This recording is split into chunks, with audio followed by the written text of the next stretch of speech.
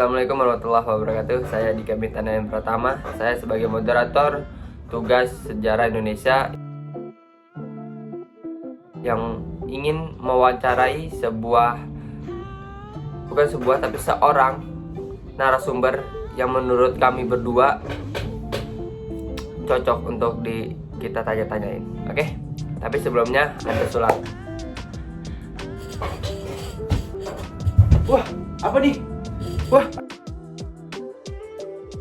ada kamera, langsung ke sesi wawancaranya. Baik, assalamualaikum warahmatullahi wabarakatuh. Waalaikumsalam warahmatullahi wabarakatuh. Sebelumnya, perkenalkan saya Basyir Tikarabani dari kelas 12 IPS 1. Maaf Om, sebelumnya bolehkah kami minta waktunya sebentar? Silakan. Jadi kami ingin meminta izin mewawancari Om nih mengenai tugas yang telah diberikan oleh guru sejarah kami, yaitu tentang masa Orde Baru. Orde Baru ya, namanya Pak Harto berarti ya? Ya, Oke, siap. Sebelumnya Om, bolehkah Om memperkenalkan diri? Karena kan pepatah mengatakan nih, kalau tak kenal maka tak sayang. Siap. Oke. Assalamualaikum warahmatullahi wabarakatuh. Waalaikumsalam. Nama saya Dedi Tri Prayoga. Untuk sekarang usia udah 34 tahun. Ya. Tadi masih ngerasain masa Orde Baru ya. Waktu itu. Ya. Oke, silakan. Baik Om, langsung ke pertanyaan aja ya. Untuk yang pertama nih Om, menurut Om, latar belakang terjadinya masa Orde Baru itu apa sih Om? Masa Orde Baru ya. Jadi perpindahan transisi masa Orde Baru waktu itu ya saya belum lahir. Cuman setidaknya saya sudah tahu sejarah. Jadi masa Orde Baru itu pergantian dari era Presiden Soekarno ke pemerintahan Presiden Soekarno ke Presiden Soeharto. Ya, latar belakangnya apa? Ya kalau dulu tandanya adalah dari perintah Super Semar kalau dulu ya. Surat perintah 11 Maret, yaitu latar belakangnya adalah dari kegaduhan politik sebenarnya kalau yang saya tahu. Jadi faktor dari PKI dan lain-lain, akhirnya negara atau stabilitas negara tidak bagus. Akhirnya keluarlah surat perintah dari Soekarno, dari Presiden Soekarno ke Soeharto yang waktu itu adalah komandan ya statusnya ya, komandan pasukan. Jadi ya itu sih, akhirnya latar belakangnya itu jadilah kemudian masuk masa kepemerintahan Soeharto, jadilah yang disebut dengan Orde Baru.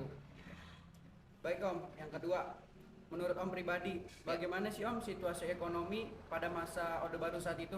Orde Baru saat berjalannya atau sebelum saat berjalan? Saat berjalan. Ya, Kalau saya rasa ya, kalau dilihat dari waktu itu kan Orde Baru berarti saya masih ngerasain tuh, karena saya lahir di 87 kan. Ngerasain lah ya pembangunan di era Soeharto, saya rasa bagus.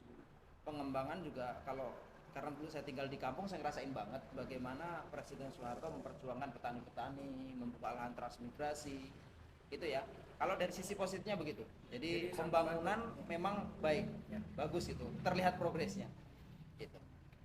Baik, yang selanjutnya lagi nih, yang ketiga Om.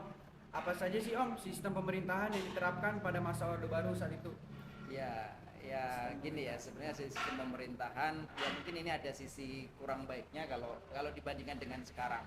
Kalau dulu itu zaman Pak Soeharto yang kita rasakan itu otoriter. Jadi beliau terlalu otoriter, jadi pembatasan juga untuk masyarakat menyampaikan keluhan segala macam gitu. Jadi ketika ada usulan atau apa, justru ada sebagian tanda kutip dibungkam, jadi dibatasi, tidak sebebas sekarang gitu. Yang selanjutnya lagi, yang keempat, mengapa masa Orde Baru itu bisa bubar Om? Ya, nah itu tadi saya jawab di pertanyaan yang ketiga ya. Jadi masa dulu memang semua dibatasi, nggak sebebas sekarang. Setelah reformasi orang menyampaikan pendapat itu suka-suka lah ya gitu. Cuman memang ada sisi buruknya juga di sistem reformasi ya, karena orang jadi semakin bebas gitu. Terus kemudian apa yang tadi pertanyaannya melatar belakangi sampai bubar gitu. Yang saya tahu itu kan tahun 98 itu krisis ekonomi hebat yang akhirnya pecahlah kerusuhan 98 dan akhirnya Soeharto turun sebagai presiden, dan itulah akhir masa Orde Baru.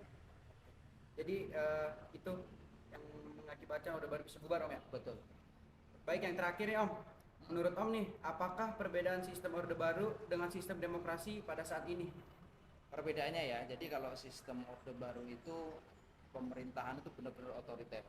Otoriter itu pemerintah punya keinginan apa, maka itu bisa langsung dia jalankan tanpa ada tekanan dari masyarakat atau warga negara Indonesia. Nah itu ada sisi bagusnya, karena ketika kebijakan-kebijakan dia berjalan bagus, tidak ada korupsi. Nah, ini jeleknya tadi ada sebenarnya juga faktor yang krisis 98 tadi, juga banyaknya korupsi di lingkungan pemerintahan, kolusi, nepotisme ya, KKN lah dulu disebutnya. Akhirnya bubar kan. Nah, baiknya ketika Orde Baru, ketika kebijakan pemerintah pro rakyat, maka dijalankan benar-benar gitu, tanpa ada intimidasi dari masyarakat. Kritik-kritik itu nggak bisa sampai ke pemerintah gitu. Nah, kalau zaman sekarang terbuka, jadi pemerintah itu mau kita kritik seperti apa bisa gitu ya, lebih bebas. Setelah reformasi itu lebih bebas, jadi demokrasinya berjalan. Tapi ada kelemahannya juga. Intinya sih setiap pemerintahan ada sisi baiknya, ada sisi kurangnya. Ya. Sama reformasi kita juga bebas menyampaikan pendapat, tapi juga ada sisi lemahnya. Begitu sih saya rasa. Mungkin tadi jawaban-jawaban yang sudah diberikan oleh Om Deddy. Ya. Guys, semoga kiranya kalian bisa memahaminya. Baik Om, terima kasih atas kesempatan waktunya. Saya Oke. rasa wawancara ini sudah cukup. Sama-sama. Kami berdua mengucapkan banyak terima kasih atas informasi yang sudah Om berikan. Dan mohon maaf Om apabila mengganggu waktu kerjanya. Saya akhiri. Wassalamualaikum warahmatullahi wabarakatuh. Waalaikumsalam.